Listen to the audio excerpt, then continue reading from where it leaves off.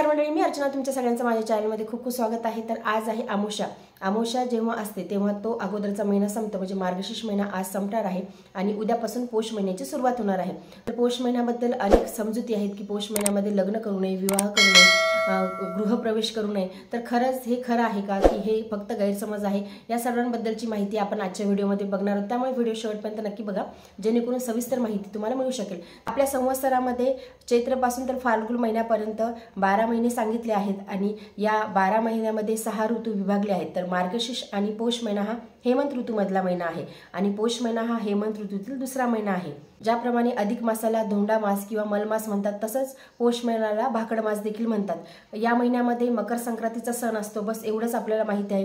परंतु असं नाही, या महिन्यामध्ये अनेक धार्मिक सण हे असतात, धार्मिक गोष्टी या महिन्यामध्ये केल्या जातात। यामध्ये शाकंभरी नवरात्र देखील असते आणि या महिन्यामध्ये माघ स्नानाला देखील खूप महत्त्व आहे। या महिन्यामध्ये पौर्णिमेपासून माघ स्नानाची देखील सुरुवात होते आणि आपल्या सगळ्यांनाच माहिती आहे की माघ स्नान किती महत्त्वाचं आहे। धर्मसिंधू आणि निर्णयसिंधू या ग्रंथामध्ये या महिन्यामध्ये कुठले कुठले धार्मिक कार्य करावे, कुठल्या कुठल्या गोष्टी करावे, या सगळ्यांबद्दलची संपूर्ण माहिती या ग्रंथामध्ये दिली आहे। तर तेच आपण बघणार आहोत की या महिन्यामध्ये आपण कुठल्या कुठल्या गोष्टी करू शकतो। आपल्या सगळ्यांना माघ स्नानाचे महत्त्व माहिती आहे। तर या महिन्यामध्ये पौष पौर्णिमेपासून पौर्णिमांत माघ स्नानाची सुरुवात देखील होती। शारदीय नवरात्र किती पवित्र आहे, तर शारदीय नवरात्राप्रमाणेच पौष शुद्ध अष्टमीपासून तर पौर्णिमेपर्यंत शाकंभरी देवीचा नवरात्र उत्सव देखील याच महिन्यामध्ये साजरा केला जातो। या नवरात्रामध्ये शाकंभरी देवीची पूजा अर्चा केली जाते। पौष शुद्ध अष्टमीला जर का बुधवार आला तर महादेवांना अभिषेक केला जातो, महादेवांना तुपाने अभिषेक केला जातो, महादेवाच्या मंदिरामध्ये तुपाचा दिवा देखील लावला जातो।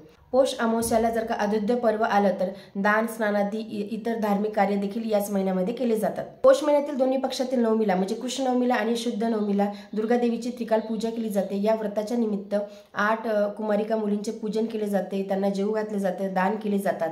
तर रवी हा प्रत्येक महिन्याच्या 14 किंवा 15 तारखेला राशी प्रवेश करत असतो। 14 डिसेंबरला रवी हा धनु राशीत असतो आणि 14 जानेवारीला रवी हा धनु राशीतून मकर राशीमध्ये प्रवेश करतो। रवीचा धनु राशीतील जो काळ आहे म्हणजे 14 डिसेंबर ते 14 जानेवारी तर याला धनुर्मास असे म्हटले जाते। मास हा श्रावण मासाप्रमाणेच अत्यंत पवित्र मानला जातो। धनुर्मासामध्ये सकाळी सूर्योदयाच्या पूर्वी उठून पूजा केली जाते, महानैवेद्य दाखवला जातो। महानैवेद्यामध्ये मुगाची डाळी, खिचडी, गुळाची पोळी, बाजरीची भाकरी, तिळगुळाचे लाडू हे या महानैवेद्यामध्ये दाखवले जातात आणि हे सगळं जर आपण बघितलं, हे खाणं देखील आपल्या शरीरासाठी खूप चांगलं असते, कारण की बाहेर थंडी असते। बाजरीची भाकरी, गुळाची पोळी, त्यासोबत तिळगुळाचे लाडू, आपण हे जे गरमीचे पदार्थ आहेत ते आपण हिवाळ्यामध्ये खात असतो। तर या पौष महिन्यामध्ये एवढे धार्मिक कार्य केले जातात, मग हा पौष मास एवढा अशुभ कसा असू शकतो?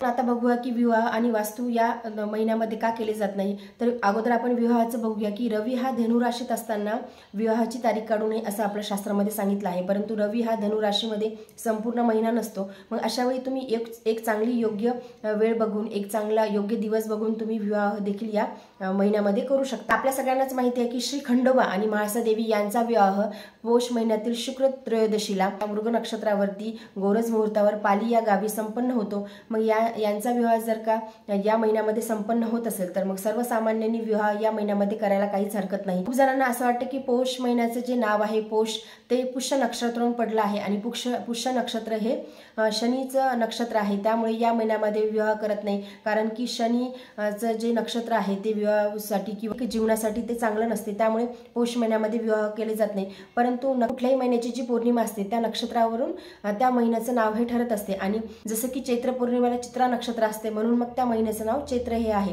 महिन्याच्या पौर्णिमेला पुनर्वसू नक्षत्र असते आणि त्यामुळे या महिन्याचं नाव हे पौष पडलं आहे आणि याचा स्वामी गुरु आहे, त्यामुळे काहीच हरकत नाही, आपण कुठलेही शुभकार्य या महिन्यामध्ये करू शकतो। तर आता बघूया की आपण या महिन्यामध्ये गृहप्रवेश वास्तुशांती करू शकतो की नाही। तर या महिन्यामध्ये आपण घर बांधायला सुरुवात केली म्हणजे घर बांधायला आपण जो श्री गणेशा करतो तो करू नये, परंतु तुमचं जर अगोदरपासून घर बांधायला सुरुवात झाली असेल तर मध्ये काम थांबू नये, तुम्ही ते काम कंटिन्यू करू शकता। या महिन्यामध्ये तुम्हाला जर का घराचं इंटेरियर करायचं असेल, घरामध्ये कुठे रिपेअरिंग करायचं असेल, दुरुस्ती करायची असेल तर ते देखील तुम्ही या महिन्यामध्ये करू शकता। या महिन्यामध्ये तुम्ही कुठलीही आध्यात्मिक सेवेला करू शकता, तुम्ही गुरुचरित्राचं पारायण करू शकता, तुम्ही सारवृत्ताचं पारायण करू शकता, कुठलीही आध्यात्मिक सेवा तुम्हाला करायची असेल तर तुम्ही आवर्जून या महिन्यामध्ये करा। या महिन्यामध्ये कुठलंच धार्मिक कार्य करायला काहीच मनाई नाही। तुम्हाला नामस्मरण करायचं असेल, जप काही सेवा करायची असेल, तुम्हाला काही अनुष्ठान करायचे असतील, तुम्हाला स्वामी समर्थांचे 11 गुरुवारची देखील सुरुवात करायची असेल तर तुम्ही या महिन्यामध्ये ती आवर्जून करू शकता. कुठलेही पारायण करू शकता, कुठलेही संकल्पयुक्त तुम्ही सेवेला या महिन्यामध्ये सुरुवात करू शकता. तर हे काही या महिन्याचे गैरसमज आहेत. तर हा महिना अशुभ नाही, कुठलाच महिना अशुभ नसतो. त्यामुळे आपल्या मनामध्ये जे काही परंपरा चालत आल्या आहेत, रूढी चालत आल्या आहे की हा महिना अशुभ असतो, तर हे आपण आपल्या मनामध्ये काढून टाकायला हवं. कारण हे फक्त थोतांड आहे. कारण कुठलाच महिना अशुभ नसतो, सगळे महिने हे चांगलेच असतात आणि शुभ कार्यासाठी कुठलीच वेळ ही शुभ नसते. त्यामुळे तुम्हाला जर काही शुभ कार्य करायचे असते तर आवर्जून तुम्ही या महिन्यामध्ये शुभ कार्याला सुरुवात करू शकता. तर काही जणांच्या मते असं म्हटलं जातं की रूढी बली असे, म्हणजे रूढी ह्या आपल्या शास्त्रांपेक्षा मोठ्या आहे, परंतु तसं नाही. आपल्या शास्त्रामध्ये जे सांगितलं आहे ते रूढीपेक्षा मोठं आहे. त्यामुळे आपल्या शास्त्रामध्ये जे सांगितले आहे ते आपण करावं. निसिंधू आणि धर्मसिंधू या ग्रंथाचा जर आपण विचार केला तर या महिन्यामध्ये कुठले शुभ कार्य करायला काहीच अडचण नाही. खरेदी करणे, नवीन दागिने खरेदी करणे, प्रवास करणे, या धार्मिक कार्य करणे, ह्या सगळ्या गोष्टी आपण या पौष महिन्यामध्ये करू शकतो. त्याला काही अडचण नाही. फक्त एवढंच आहे की या सगळ्यांचा गैरसमज आपल्या मनामध्ये निर्माण झाला आहे. पिढ्यानपिढ्या या सगळ्या गोष्टी चालत आल्या आहे. म्हणून आपण देखील काही विचार न करता किंवा काही माहिती नसताना या सगळ्या गोष्टी आपण करत असतो. परंतु शुभ कार्य करण्याला कुठलीच काहीच अडचण नसते. त्यामुळे शुभ कार्य तुम्ही करा. आशा करते की तुम्हाला या महिन्याचं महत्त्व कळलं असेल. या महिन्यामधले जे काही गैरसमज असतील ते तुमच्या मनातले दूर झाले असतील. तर आजच्या व्हिडिओमध्ये एवढेच. व्हिडिओ जर तुम्हाला आवडला असेल तर व्हिडिओ लाईक करा, चॅनलवरती नवीन चॅनल सबस्क्राईब करा. जय गजानन. धन्यवाद.